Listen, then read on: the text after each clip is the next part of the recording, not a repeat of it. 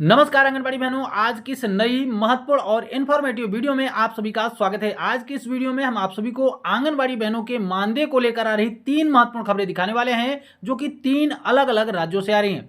साथ ही साथ आंगनबाड़ी केंद्रों में छुट्टी के संबंध में भी एक महत्वपूर्ण आदेश आपको दिखाएंगे। तो वीडियो आपके लिए बहुत ही ज्यादा महत्वपूर्ण होने वाली है, तो वीडियो को पूरा लास्ट तक जरूर देखकर जाइएगा। उत्तर प्रदेश की आंगनबाड़ी बहनों के लिए अच्छी खबर है उनके मानदेय को लेकर कि उत्तर प्रदेश में 4500 रुपए की धनराशि जो कि केंद्र सरकार की तरफ से मानदेय के स्वरूप में दी जाती है, वो धनराशि फिलहाल आंगनबाड़ी बहनों के खाते में लगाई जा चुकी है। विभाग की तरफ से लगाई जा चुकी है। अभी तक आंगनबाड़ी बहनों के खातों में ये पैसे नहीं आए हैं। फिलहाल 4 से 6 दिनों में, एक सप्ताह के अंदर जो है वो आंगनबाड़ी बहनों के खाते में भी ये धनराशियाँ देखने को मिल जाएंगी। यहाँ पर देख सकते हैं आंगनबाड़ी बहनों के मानदेय के स्टेटस का एक स्क्रीनशॉट देख सकते हैं। यहाँ पर 4500 रुपए की धनराशि है। क्रेडिट ट्रांजैक्शन आईडी वगैरह यहाँ पर दी गई है। इसके अलावा तमाम और भी जानकारियाँ यहाँ पर दी गई होती हैं। तो जिन आंगनबाड़ी बहनों को पता है कि किस तरीके से मानदेय का स्टेटस चेक किया जाता है, तो वो लोग जाकर मानदेय का स्टेटस चेक कर सकते हैं। और जिनको नहीं पता, अगर वो बहनें ज़्यादा से ज़्यादा कमेंट करेंगी कि हमें को मानदेय का स्टेटस चेक करने के बारे में बताइए, तो हम उसके लिए अलग से वीडियो बनाकर आपको बता देंगे कि किस प्रकार से आंगनबाड़ी बहनों के मानदेय का स्टेटस जो है वो चेक किया जाता है। आंगनबाड़ी कार्यकर्ताओं के मानदेय को बढ़ाने का प्रस्ताव वित्त विभाग को भेज दिया गया। इसके संबंध में 6 जनवरी को एक खबर प्रकाशित की गई है। इस खबर पर हम आगे बात करेंगे, मगर उससे पहले एक खबर जिसे देश भर की आंगनबाड़ी बहनें जरूर देख लें। ये खबर है उत्तर प्रदेश के हापुड़ जनपद से, जहां पर लिखा गया है कि 1 साल का बकाया मानदेय लेने पहुंची विधवा आंगनबाड़ी को गाली देकर भगा दिया गया। ये बहुत ही शर्मनाक खबर आ रही है हापुड़ जिले से, जहां पर एक आंगनबाड़ी कार्यकर्ता जिनका पिछले 1 साल से मानदेय बकाया था, वो विधवा हैं, उनको गाली देकर भगा दिया गया। आइए पूरी खबर को विस्तार से पढ़कर आपको बताते हैं। तो लिखा गया है कि बाल विकास में मानदेय पर कार्य करने वाली आंगनबाड़ी वर्करों को मानदेय देने के लिए कितना परेशान किया जाता है, इसका कोई भी अंत नहीं है। जिला स्तर पर विभागीय अधिकारियों की लापरवाही से एक विधवा आंगनबाड़ी सहायिका मात्र 3000 के लिए चक्कर लगा रही है। आगे लिखा गया है कि हापुड़ जिले में बहादुरगढ़ क्षेत्र के गांव में कटीरा गांव है, जाफराबाद निवासी विधवा सुरजो देवी, उनका नाम है सुरजो, अपने गांव में ही आंगनबाड़ी केंद्र पर सहायिका के पद पर कार्यरत हैं, लेकिन उन्हें पिछले 1 वर्ष से विभागीय कार्य करने के बाद भी मानदेय नहीं दिया जा रहा है। आगे बताया गया, यहाँ पर देख सकते हैं कि मानदेय न मिलने से आंगनबाड़ी की घर की जो माली हालत है वो खराब हो चुकी है। आंगनबाड़ी सहायिका सुरजो विभाग के काम को करने के बाद भी मानदेय न मिलने पर जब बाल विकास कार्यालय में मानदेय की मांग करने लगी, तो आंगनबाड़ी सहायिका को रिटायर करने की बात कहकर बैरंग लौटा दिया गया। आगे बताया गया है कि आंगनबाड़ी सुरजो ने बताया कि वह बाल विकास में आंगनबाड़ी सहायिका के रूप में कार्यरत हैं, लेकिन उसे पिछले 1 वर्ष से मानदेय नहीं दिया जा रहा था। जब वह 25 अक्टूबर को सीडीपीओ मीनाक्षी के पास मानदेय न मिलने की बात उनको बताई, तो सीडीपीओ ने बताया कि तुम्हें जवाब दिया कि तुम्हें विभागीय स्तर से 9 जनवरी 2024 में रिटायर कर दिया गया था। यानी कि बिना सूचना दिए यहाँ पर रिटायर करने की बात यहाँ पर बताई गई। आंगनबाड़ी वर्कर का कहना है कि उसे रिटायर करने की कोई भी सूचना नहीं दी गई थी और रिटायर करने के बाद भी उसे निरंतर कार्य करवाया जा रहा है। यानी कि एक तरफ से कहा जा रहा है कि आपको रिटायर कर दिया गया है, इस वजह से आपको मानदेय नहीं दिया जा रहा है, और जहां पर कार्य करवाने की बात है वहां रिटायर करवाने के बाद भी उनको नहीं बताया जा रहा है कि आप रिटायर हैं, उनसे कार्य लिया जा रहा है। अब पीड़ित विधवा महिला ने मानदेय को लेकर डीएम से शिकायत की और तहसील प्रशासन को पत्र देकर न्याय दिलाने की गुहार लगाई है। पीड़िता सुरजो ने बताया कि विभागीय अधिकारी उनसे लगातार कार्य करा रहे थे। जब मानदेय लेने के लिए कार्यालय गई तो वहां से उसे गाली गलौज करते हुए बाहर खदेड़ दिया गया था। इस संबंध में एसडीएम साक्षी शर्मा ने बताया कि आंगनबाड़ी के द्वारा शिकायत मिली है, इसकी पूर्ण जांच कराकर आगे की कार्रवाई की जाएगी। तो ये बहुत ही ज्यादा दुखद और शर्मनाक खबर है कि एक आंगनबाड़ी सहायिका जो कि विधवा भी हैं, उनकी उम्र कितनी होगी आप अंदाजा लगा सकते हैं, क्योंकि यहाँ पर रिटायरी की बात हो रही है तो लगभग 60 से 65 वर्ष की उनकी उम्र होगी, लेकिन उनको बिना बताए पहले रिटायर कर दिया जाता है और उसके बावजूद उनके ऊपर कार्य का दबाव बनाया जाता है। वो कार्य करती हैं, लगातार 1 साल तक कार्य करती रहती हैं और लगातार 1 साल तक उनको मानदेय नहीं मिलता, फिर भी उनकी सहनशीलता देखिए कि वो लगातार विभाग के कार्य को कर रही हैं।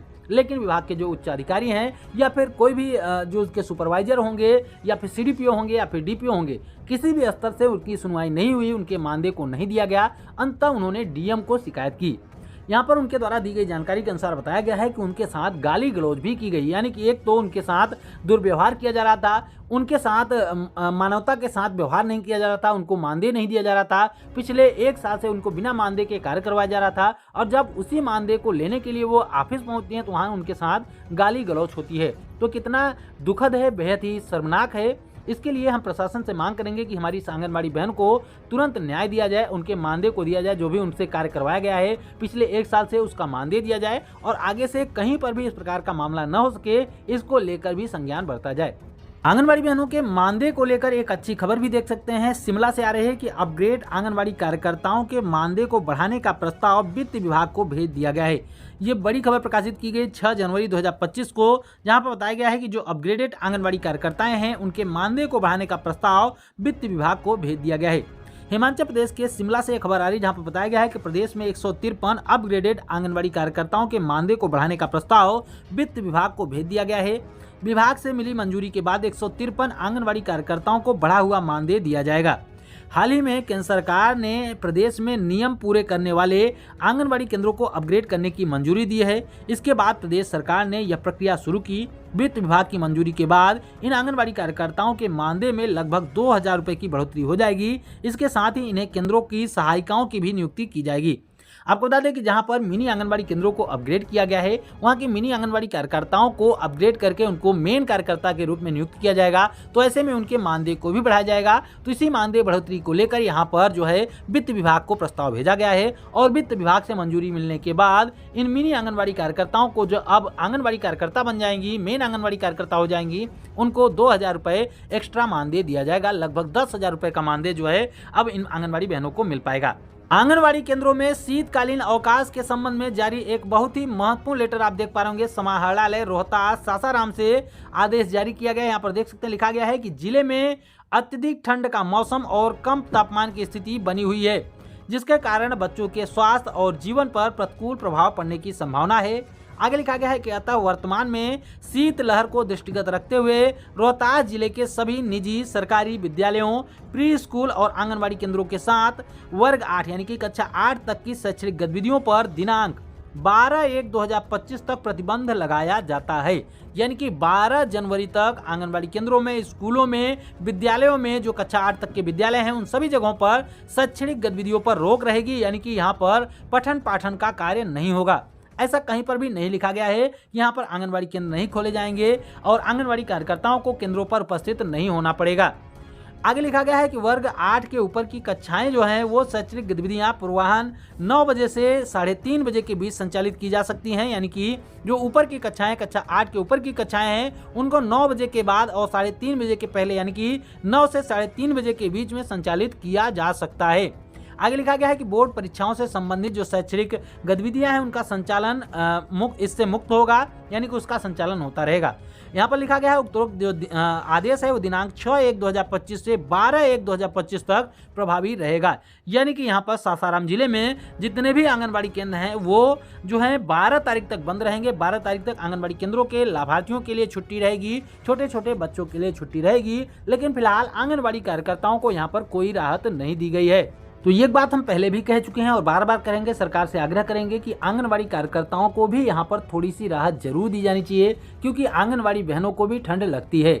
आंगनबाड़ी बहनों को अगर सरकार चाहे, विभाग चाहे तो छुट्टी दे सकती है, क्योंकि यहाँ पर जो एक क्राइटेरिया लादा जाता है पोषाहार देने को लेकर, उसको THR के रूप में दिया जा सकता है। क्योंकि जब आंगनबाड़ी केंद्रों के बच्चों के लिए छुट्टी रहेगी तो आंगनबाड़ी कार्यकर्ताएं THR के माध्यम से ही पोषाहार देंगी, न कि आंगनबाड़ी केंद्रों पर गर्म पका भोजन दे पाएंगी। तो ऐसे में आंगनबाड़ी कार्यकर्ताओं को भी आंगनबाड़ी केंद्र खोलने से कम निजात दिया जा सकता है, वहां से उनको राहत दी जा सकती है, लेकिन अगर सरकार चाहे तो फिलहाल इस वीडियो में इतना ही। हम उम्मीद करते हैं कि यह वीडियो आपके लिए काम की रही होगी। वीडियो पसंद आई हो तो वीडियो को लाइक शेयर जरूर करिएगा और आगे भी आंगनबाड़ी से जुड़ी महत्वपूर्ण खबरों को पाने के लिए चैनल को जरूर सब्सक्राइब करें।